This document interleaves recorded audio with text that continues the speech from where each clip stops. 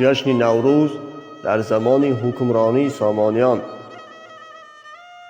در زمان حکمرانی سامانیان جشن نوروز یکی از جشن‌های پر اهمیت به حساب می رفت.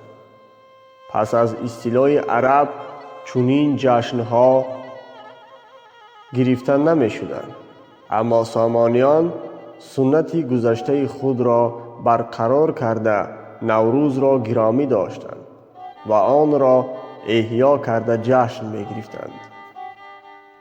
عرب ها که تاریخی پیش از اسلامی مردمان فارس را انکار می کردند، سامانیان با برقرار کردن جشن نوروز و جشنگیری آن به آنها نشان دادند که جشن نوروز یکی از جشن‌های قدیمی آریایی ها به حساب می رود.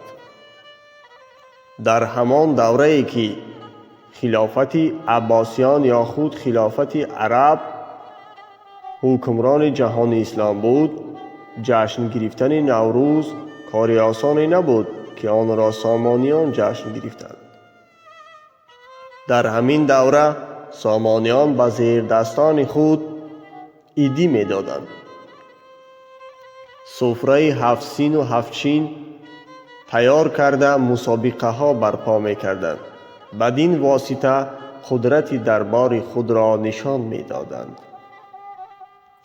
همین بود که تأثیر نوروز به فرهنگ و ادبیات فارس و تاجیک خوب راه یافت. از لحاظ سیاسی سامانیان احیاگر جشن نوروز و دیگر جشن‌های باستانی به حساب می رفتند. از لحاظ اجتماعی سامانیان توانستند طبقه های گوناگون جامعه آن وقت را به هم آورند و شاد کنند.